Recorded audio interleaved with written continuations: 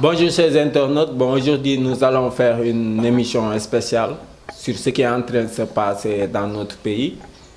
On se demande et se pose la question à savoir si c'est la chute de la démocratie sénégalaise ou une nouvelle ère de la démocratie sénégalaise. Je reçois sur ce plateau Khali Sara Thiam, activiste et entrepreneur.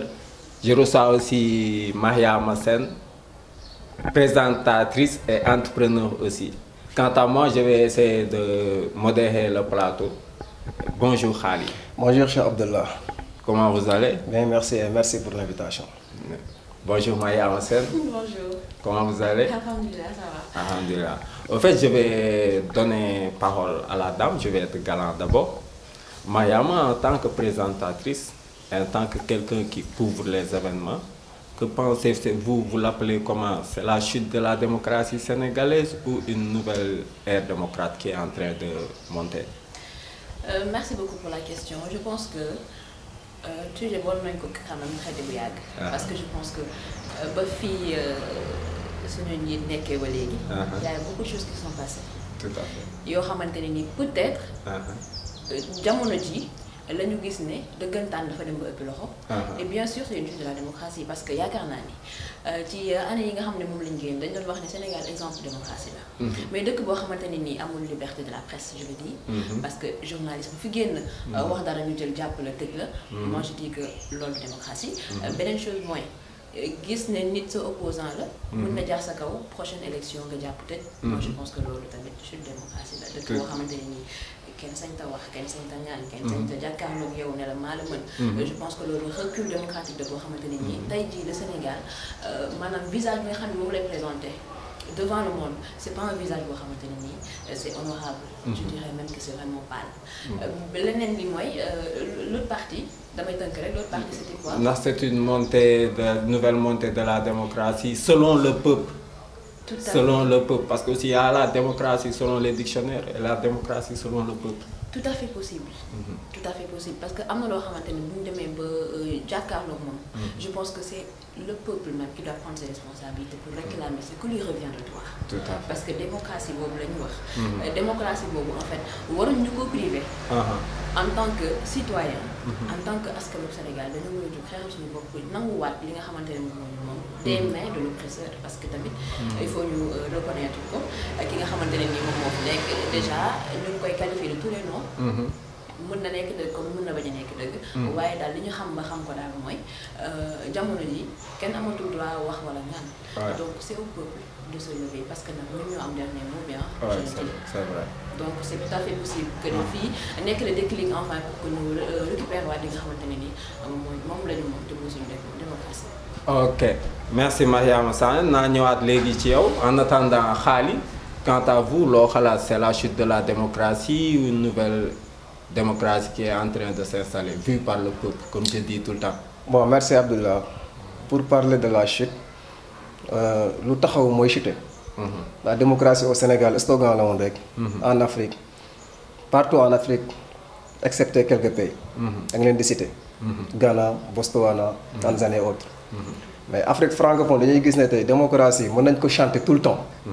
Démocratie démocratie kon tey li chuté mooy lu mos a taxaw dafa mosul taxaw c'était théorique. Démocratie Afrique ci lamine la yem ak ci lan papier. Mais quand il s'agit de passer à l'application dañuy passer à côté. Il n'y a pas de démocratie en Afrique.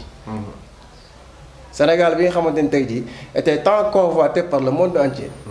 par moom démocratie bi mu doon incarné. man dama jàpp ne en tant que sénégalais ma dëkk ci dëkk bi à l'extérieur tu peux dire que le Sénégal est un pays démocrate. Sa signature elle est bonne, elle est excellente. Extérieur mën nañu ñëw.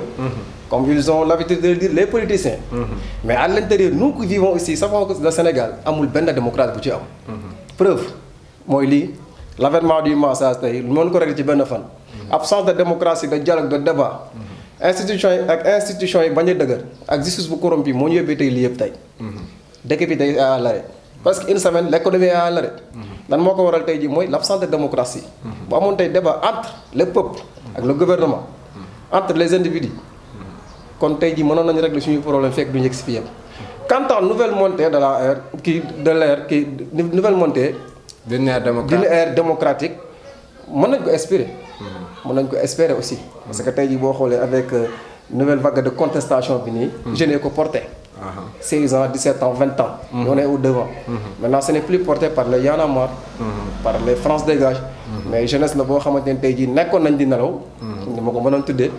laal nañ tey loo xam ne tey jii peut-être jàpp ni c'est de l'injustice. ñu bëgg bind seen histoire. porté combat bi te xaaruñu benn leader. moo tax boo xoolee tey dëkk bi li méttee mooy booy la. ñoom ñoo tax tey lépp métti. kon tey dañu bëgg bind seen histoire par rapport ak situation bi. bëgg moom seen dëkk bëgg instaurer la démocratie au sens. noble du terme. moo yóbbu tey dérive yi nga gis tey casse incendie yeeg violence bi am fi tey.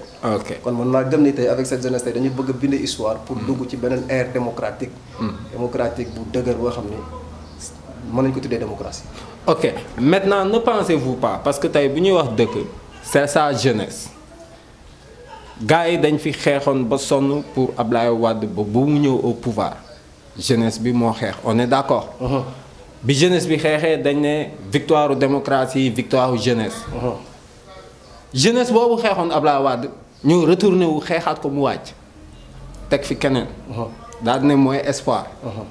kooku noonu ñoo def pire. ba ñuy dund li ñuy dund fii tey. léegi yaakaaroo ni aussi ñun jeunesse bi c'est le moment ñu daal di xam lan mooy c'est-à-dire savoir voter.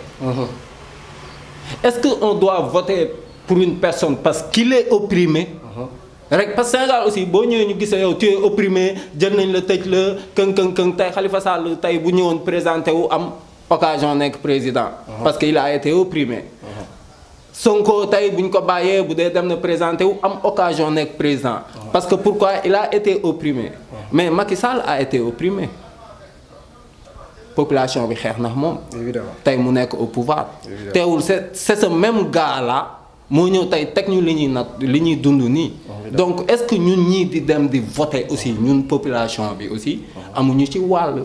parce que tey ma toog tey dem di lakk kër gi parce que kër gi neexuma mais man maa jël kër gi jox nit ki mu tabax ko. évidemment mais kon léegi faute bi est-ce que du c'est sama choix man miy joxe nit ki muy tabax sama kër. parce que tey bu fekkee on va faire les mêmes erreurs aussi ñëwaat tey xeexaat waa ji kiiwaat ñu ne wéy démocratie mouvement M23 fii la ñu fekk wéy M23 tey ana M23 boobu kon tey. et man je trouve que nit ki booy xeex dara comme li nga wax sànq da nga ne démocratie chute bi luy chuter mooy taxaw. kon ñun aussi li ñuy yàgg xeex yëpp c'est éphémère quoi. kon léegi xeex mais ñu bëgg jóg tey xeexaat mais est-ce que aussi on se toog nañu. benn instant savoir am li ñu naan retrait. retrait quoi. observer. ñaari nit di bëre. kii nga faral kee nga faral. mais nga toog nga observer. mais tey boo bëggee ñëw dugg ci xeex bi aussi. te yow kii ngay faral nii tey ne moom ngay xeexal ki muy xeexal démb yaa ko fi tegoon. kon ñun lan mooy suñu part de responsabilité ñun jeunes est-ce que c'est pas le moment ñu yeewu. ba pare am xam léegi comment voter. ok pour répondre à ta question. Sénégalais ñi ngi commencé voter ci Abdoulaye Wade ak Macky Sall. Senghor français ñoo ko fal. moom moo ñu falal Abdou Diouf. en 81 Senghor moo fal Abdou Diouf. Nous, on n'a pas voté pour Diouf. Le peuple sénégalais n'avait pas voté pour Diouf pour son premier mandat. La transition, le Senghor dem na Diouf ñëw na. Kon vote des Sénégalais mi commencé alternance. Il y a deux partis au Sénégal auparavant. La partie alternative, les socialistes, ak l'alternance Abdoulaye Wade. Kon démocratie bu dee dañ koy sañ di wax sax. mën nañu ko commencé de 2000 ba 2011. Wade li ko chuteloo c'est pas l'absence de démocratie. Wade bëggoon na dialogue pas pour faire je ne suis pas là pour faire son procès wala leneen. daan na dialoguer. daan na waxtaan ak son peuple. il répondait à son peuple. il n'était pas un tyran. bien vrai que nag politicien la comme ñëpp. parfois opposition xaw ko sonal mu am lu mu def ak moom secrètement comme tous les pouvoirs. du monde noonu la ñuy fonctionner. mais terewul Wade du sës comme nii. manoon nay bàyyi bu safee bu bàyyi. léegi Wade dañoo xeex contre moom le mouvement M23 c'est pas parce que liggéeyul. c'est pas parce que dëkk bi doxul. mais c'est parce que car bloquant bi la ñu bëggutoo. le Sénégalais moo bëggul nga imposer ko loo xam ne maanaam tànneewu ko ci moom ci urne. comme que dafa nañ erreur Senghor tànnal nañu Abdou Diouf. xamuñu ci dara on était des enfants. Diouf nguuru 20 ans ñu tuddee ko le président le plus malchanceux. donc avec l'avènement des ajustements structurels l'économie l'équilibre de l'économie dans tous les secteurs. c'est de Abdou Diouf. dévaluation franc CFA 94 et beaucoup de choses la sécheresse de 1984 également. Beaucoup de choses yoo xam suñu papa dund nga Abdou Diouf. xale yi nga xamante ni maanaam tey jii ñoom ñoo wax nga ko sànq. ñoo fal Wade ñoo wàccaar Wade. dañoo fal Wade ci benn contexte Wade opposant la woon ba farouche. moom xeex na ba tey multiple partis. pluralité des partis. xeex na ko ba am ko tey en Afrique. bokk na ci ñu ko combattre. économiste politicien activiste en même temps. également juriste. xeex tey ba jógee fi Diouf. mu toog xale yoo ko fal.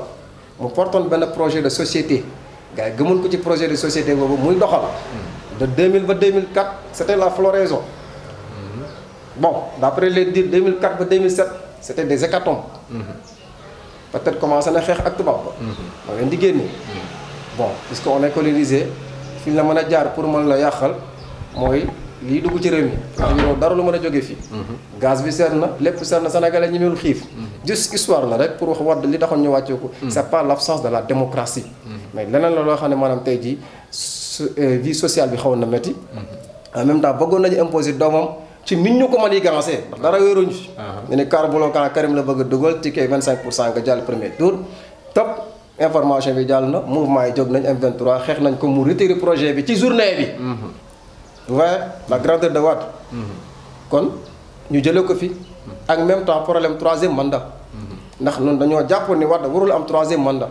alors que moom troisième mandat bi c'était légitime boo ko xoolee ci constitution. ndax constitution 1961 la toogee. alors que Macky Sall constitution 2001 bi la toogee. kon warul am deux mandats.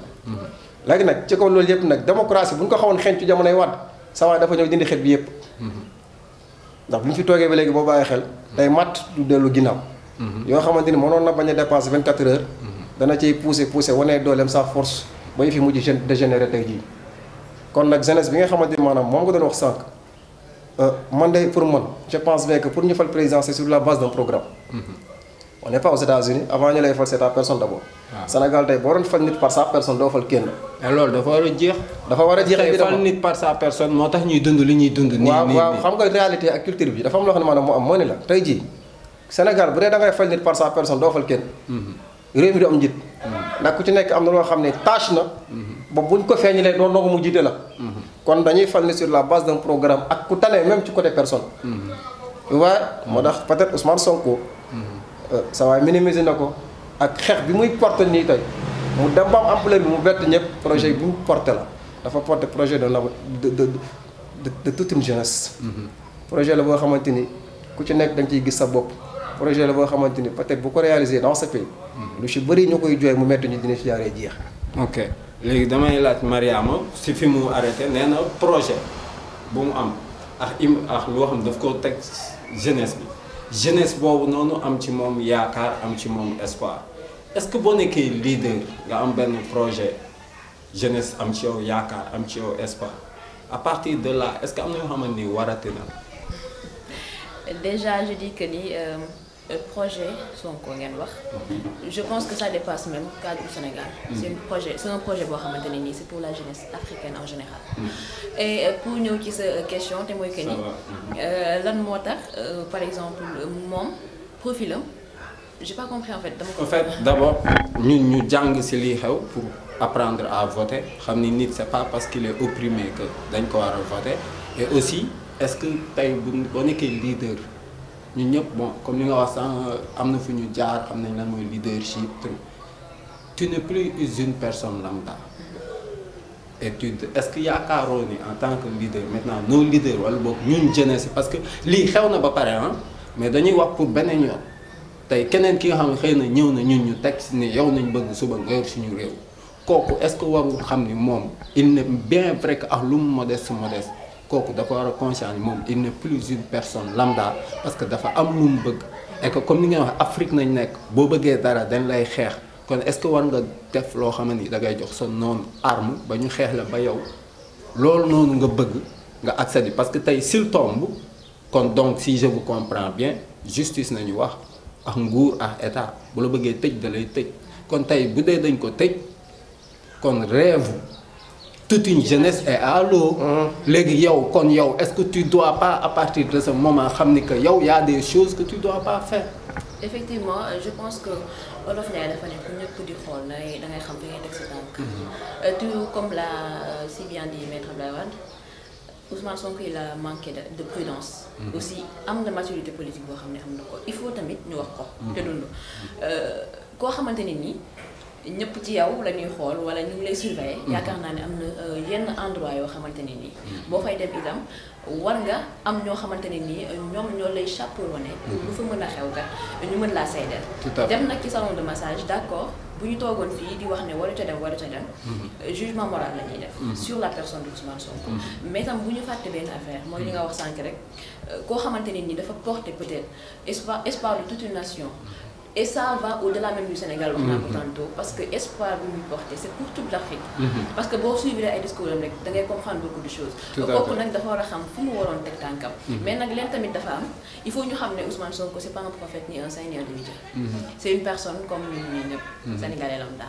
Bon man dama lay je te coupe parce que je suis pas d'accord ça c'est pas une personne comme ñun ñii ñëpp c'est une personne qui aspire à la suprématie universelle comme ni ko qui aspire au suffrage universel qui veut devenir président c'est une personne boo xamante ni beaucoup de gens lu musul am Sénégal cotiser pour moom pour ne ko bés booy dem campagne yow doo sa xaalis du si génn ñun diaspora bi ñun population bi ñooy jël xaalis jox la pour nga dem présenter wu campagne ne am na ñu ko new si ñu xamoon ni da nga am problème mu doo ñu yónnee la matériel donc Sonko n'est pas une personne lambda. est-ce que dafa feebaram boobu di ko publier. non mais koy def publicité je suis malade.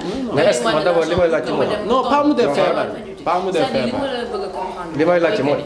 li may laaj ci mooy est-ce aussi également une raison pour l'État d'exploiter ça. Voilà. Est-ce qu'une raison au fait pour lan. L'État a enfermé Khalifa Sall pour une raison boo xam ne même si juridiquement c'est valable mais d'autres choses l'ont fait kenn mosu leen enfermer. On parle d'État. Ok. On parle d'un homme qui porte tout un espoir. Ok, évidemment. Quand Barthélémy Diaz a été arrêté, le peuple n'a pas brûlé. Quand Guy Marius Sagna a été arrêté, le peuple n'a pas été brûlé. Quand Khalifa Sall a été arrêté, le peuple n'a pas été brûlé.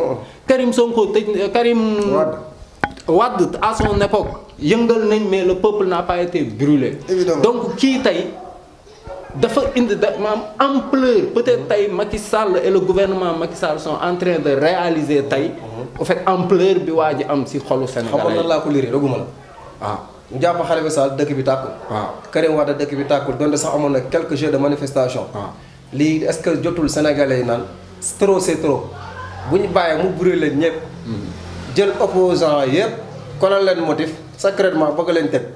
est-ce que Sonko mu nekk dernier rempart bi. koo xam ne maanaam moom mooy dernier opposant boo xamante ni tey jii gëm nañ ni bu Khalifa Sall mënul gësam Macky Sall boo ko Karim mënul Sonko dina ko mat. donc c'est une personne lambda. Il a dit c'est peut-être l'avant-dernier ou le dernier. Il l'a dit. Et après lenn am na. Moi je me dis que mooy li ma la wax sànq. Sonko c'est une personne comme toutes les autres personnes. am na droit dem fu ko neex. parce que droit bi mu am dem fu ko neex boobu doon ça inclut ñun suñu liberté ñu circuler fu ñu neex. donc je dis que ni bu fekkee dafa jóg dem ci salon de massage. am na droit dem fa gis nga ñun lu ñuy def nii qu'on se le dit jugement personnel la yow li ngay def man li may def kii li muy def kenn xamu ko de. na violé wul loolu la ñu war a lijjante ndax am na déjà on dit que c'est un dossier vide. nañ ko bàyyi mu jàll. mais li nga xam ne moom lañ ko bëgg a takkal jamono ji ci loolu la ñu war a wax nag. loolu waaw léegi xam nga liñ ko bëgg a takkal jamono ji man je suis d'accord avec vous mais liñ ko bëgg a takkal jamono ji dafa am lu ko indi. li ko indi mooy lan déplacement bi mu dem def. tey bu demul woon def déplacement boobu noonu kenn du ko takkal liñ ko takkal. léegi baal ma. mais dama ne tamit mënuñoo tënk nit ki. pour muy dem fu ko neex. loolu tamit il faut qu'on se. waaw baal ma maanaam pour loolu mën a am. tey jii wax na ko Ousmane Sonko fu ko neex lay dem en tant que sénégalais salon massage dañ ko am na agrément comme neex bu dee sa yaram sentir nga am na 10 ñu maase la mu wàcc. bu dee da nga jàpp ne maanaam yax yi day métti ñu maase la mu wàcc. am na droit def ko comme lépp. comme tout le monde bu dee am na lu ñu koy àtte ci loolu islam moo koy àttee mais dëkk bi àtte wu ko léegi li ma la wax rek imprudence dal na ko. 4 mois de cela na nga lay avertir ni état xam na yaa ngi fay dem waroon na xoolaat ay affaire am xëy na moom il n'a pas jugé important wala dangereux. waaw loolu tamit dafa bokk ci naïveté en tant que leader nga drainer benn foule porte benn espoir. man de bu ñu ma waxoon ne sa waay say noonu day xam nañ fi nga jëm te ñu ngi lay koleel motif ma ba fam dinaa fa bàyyi. balaa motif bee koleel ndax motif bés bu koleel nguur du am doole. tey jii mi ngi nii jàppoon ne maanaam affaire du dem fenn parce que boo xoolee premier coup yi médecin bi weddi na Adji Sarr dara amu fa. mais terewul gars yi arrêté wuñu loolu tey moo ñu yóbbee lii tey. Voilà. Bon, chers internautes, vous avez tous compris. Chacun tirera son jugement. En tout cas, ce que j'ai l'habitude de dire, c'est le moment que nous, la jeunesse africaine, nous commençons à voter. Lan sens mot vote. Parce que voter pour quelqu'un, c'est voter pour soi-même. Alors, nit ki boy voter pour quelqu'un, nga voter ko xamni xawna représenter yow ses vertus ak li nga gëm. So, salam alaikum et ba benen yoon inshallah.